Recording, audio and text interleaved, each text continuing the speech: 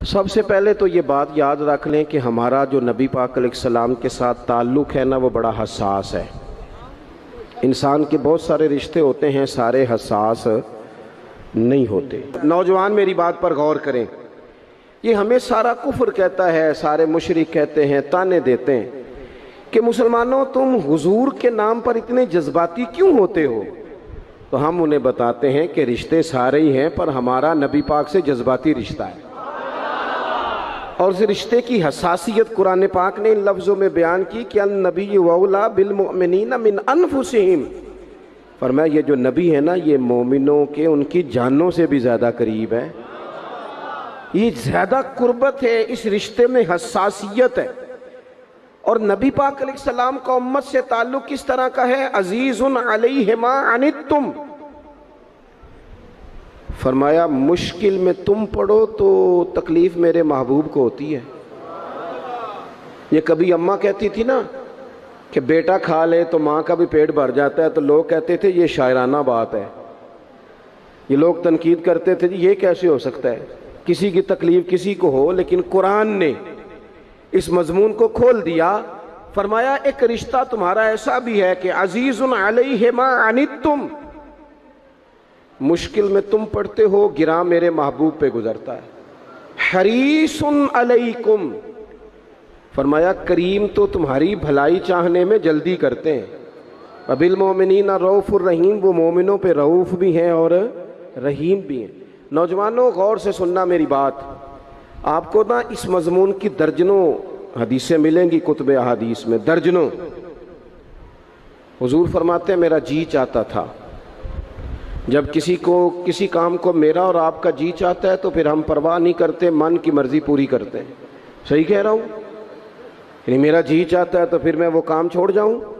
حضور فرمانے لگے میرا جی چاہتا تھا ہر وضو کے ساتھ مسواک ضروری قرار دے دوں، جی چاہتا تھا، لیکن تمہیں تکلیف ہوگی لہٰذا میں اسے ضروری قرار نہیں دیتا۔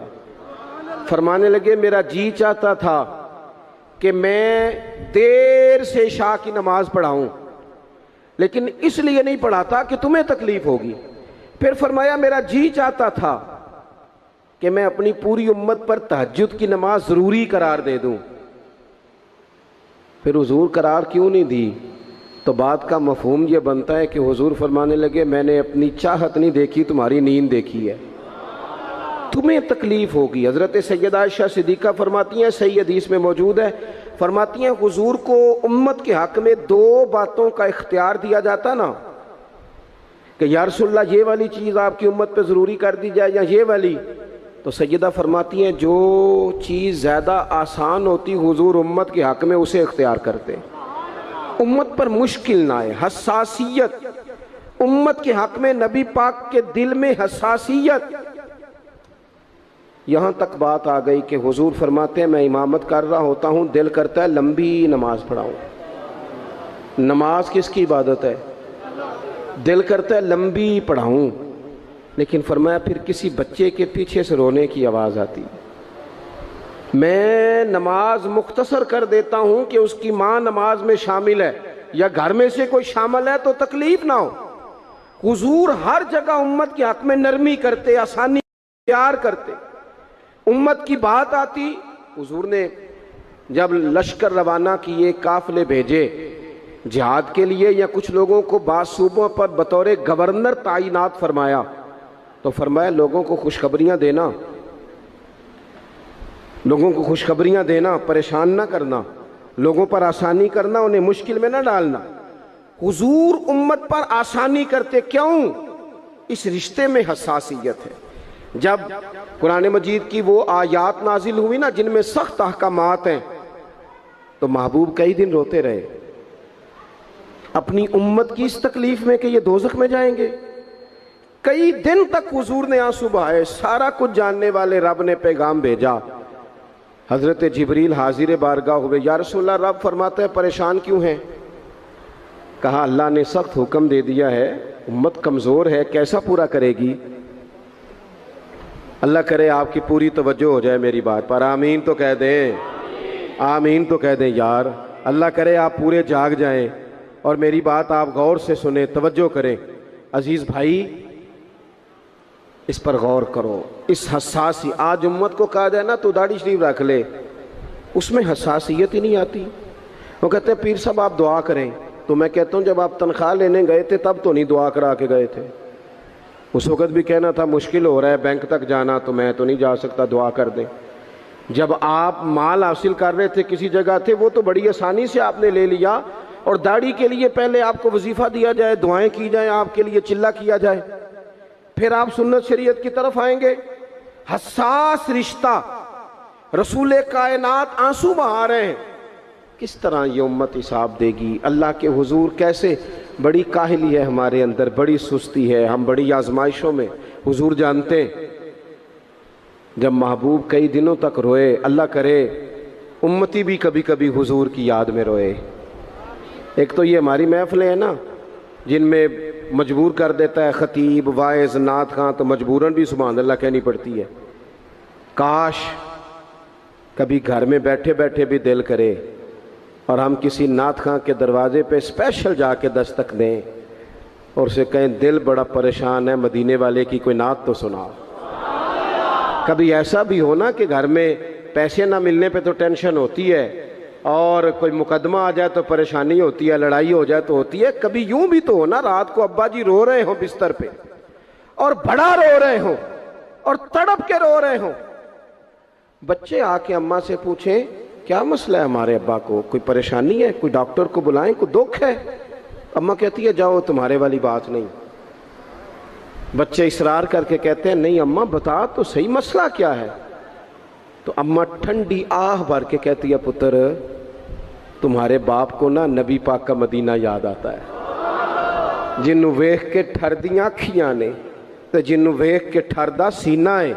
ربا تیری ساری خدائی چ ایک ہی تے شہر مدینہ ہے. پیسے جتنے آگے جی انہیں بڑے نے انہاں سٹیو تہاڈی مہربانی. اسی کڈی سمجھدار قوم آ، پہلے آپ ہی کھلاری دینے پھر آپ ہی کٹھی کری دینے. کیسی بات ہے.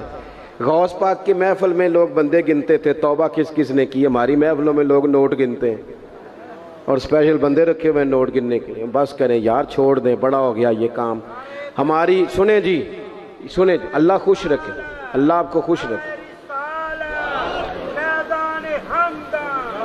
اور میرے بھائی اللہ جزا دے. سنیں، ہمیں جو کچھ دین نے دے دیا ہے وہ ہماری اوقات سے پہلے ہی بڑا زیادہ ہے. تو یہ نوٹ شوڑ تو یہ تو بات ہی پیچھے رہ گئی ہے. سانو تخت ہزارے دی لوڑ کی ہے، نالے کی لگے شہر بمول دے نال اسی اپنی بال کے سیکنے ہیں، سانو کی لگے کسی اور دے نال. یہ چھوڑ دیں یہ کام، یہ کوئی اتنا مناسب نہیں لگتا. اللہ جزائے خیر دے. آپ توجہ کریں کیا عرض کر رہا ہوں. تو شدید حضور سید عالم صلی اللہ علیہ وسلم رو رہے ہیں آزمائش میں. امت کی آزمائش کو دیکھ کر حضور رو رہے ہیں کہ امت آزمائش میں. حضرت جبریل نے جا کے عرض کی یا رسول اللہ وہ جو خاص حساسیت ہے نا حضور کی طبیعت میں امت کے حق میں، اس کے لیے حضور رو رہے ہیں. تو رب کریم نے کیا پیغام دیا؟ کہا کہہ دو محبوب سے جا کے وَلَسَوْفَ يُعْطِيكَ رَبُّكَ فَتَرْضَىٰ، محبوب رب آپ کو اتنا دے گا کہ آپ اپنے رب سے راضی ہو جائیں گے. راضی کیا جائے گا امت کے حق میں. اور حضور فرمانے لگے جب تک ساری امت جنت میں نہیں جائے گی میں نے راضی نہیں ہونا. حضور کا یہ رشتہ حساسیت والا ہے. اور چونکہ ہمارے پاس تو اب ہم بعض دفعہ لگتا ہے کہ زیادہ عالم ہو گئے لوگ، تو ہماری دیواروں پر نا، اسکولوں کی دیواروں پر انگریزوں کے قول بھی اب لکھے ہوئے ہیں. تو کئی دفعہ پوچھنے کو دل کرتا ہے انتظامیہ سے کہ حدیثیں ساری یاد ہو گئی ہیں بچوں کو، جو تمہیں اب قولوں کی ضرورت پڑ گئی وہ بھی غیروں کے اقوال تک تم آ گئے ہو. اس قوم کو تم نے حضور کے فرامین سارے سنا لیے. او خدا کے بندو، حضور نے تو اتنا حساس کر کے یہ رشتہ بتایا ہے کہ باریک باریک نقطے بھی سمجھائے. یہ کام نہ کرنا دوزخ میں چلے جاؤ گے، یہ کام کرنا تمہارا فائدہ. ایک ایک بات کھول کے بیان کی. امت کے پاس ٹائم ہی نہیں ہے حدیثیں پڑھنے کا، وقت ہی نہیں ہے. ہمارا تو مزاج بن گیا نقطے سننے سنانے کا. نقطے وہ ہمارا نقیب محفل اسٹیج پہ بھاگ کے ادھر جاتا ہے، پھر بھاگ کے ادھر آ جاتا ہے. وہ کیوں لگا کہتا میں جملہ دین لگا. او خدا کے بندے تو جملہ رہن دیکھا، تو کوئی آیت دے، تو کوئی حدیث پاک پڑھ. اور پھر وہ بعض اوقات میں تو چونکہ کمزور سا بندہ ہوں تو وہ جب 50 کو دفعہ کہتے ہیں نا تیار ہو جو جملہ دین لگا، تو ایسے لگتا ہے جملہ نہیں آئے گا کوئی ایٹم بم بھی آئے گا. بھائی تو دے دے جو تو نے دینا, اتنا پریشان تو کس بات کا ہو گیا. اور پھر سارے ہی کہہ رہے ہیں, جتنے آئے نقیب, نعت خاں, خطیب, سب کہہ رہے ہیں سارا قرآن حضور کی تعریف ہے. تو پھر پڑھنا چاہ رہا ہے تو بھی تو پڑھ کوئی بھی نہیں رہا, کہہ ہی جا رہا ہے. اپنی زندگی کے اندر حضور نے جو ہمیں اسباق دیے, جمعے والے دن ٹائم پہ مسجد جایا کرو. مولوی نکمہ بھی ہو نا میری طرح کا, آپ وقت پہ جائیں گے تو وہ جلد تیاری شروع کر دے گا. آپ آخری 10 منٹ جاتے ہیں تو وہ کیا مولانا دیواروں کو تقریر سنائیں؟ تیاری کریں, حضور کے فرامین سنیں. اور نبی پاک صلی اللہ علیہ وسلم نے جہاں جہاں ہمیں اسباق پڑھائے ہیں وہ اس رشتے کی حساسیت کو دیکھیں. چونکہ حضور نے بڑا حساس رشتہ بنایا امت سے, تو پھر امت کے دل بھی حضور کے حق میں بڑے حساس ہیں. اپنے مزاج کے لحاظ سے نا نرم طبیعت کے آدمی حضرت صدیق اکبر. کچھ لوگ نرم ہوتے ہیں نا بیچارے, جو گیا مان لی, جو گیا مان لی, ان کو لوگ تنگ بھی بڑا کرتے ہیں. یہ بھی میں آپ کو بتا رہا ہوں. وہ جس بندے کا پتہ ہوتا ہے نا کہ جناب اس کے پاس گئے تو یہ اکثر تارے شاٹ بھی رہتی ہیں, تو وہاں ذرا جاتے بھی لوگ تھوڑی احتیاط کرتے ہیں. حضرت ابو بکر صدیق طبعاً نرم طبیعت کے تھے, کشادہ روئی, خندہ پیشانی مزاج کا حصہ تھا. وہ دیر تک صبر کرنے کے عادی تھے. لیکن ایک دن ان کے والد آئے جناب ابو قحافہ رضی اللہ تعالیٰ عنہ, بعد میں انہوں نے کلمہ پڑھا. وہ ایک دن حضور کی بارگاہ میں شکایت لے کے آئے. اب کسی اس بندے کی شکایت آ جائے نا جس کی توقع نہ ہو, جس سے توقع نہ ہو. وہ کسی نے کہا تھا نا کہ تجھ سے شکوہ نہیں بے وفائی کا, پر تجھ سے امید بے تحاشا تھی.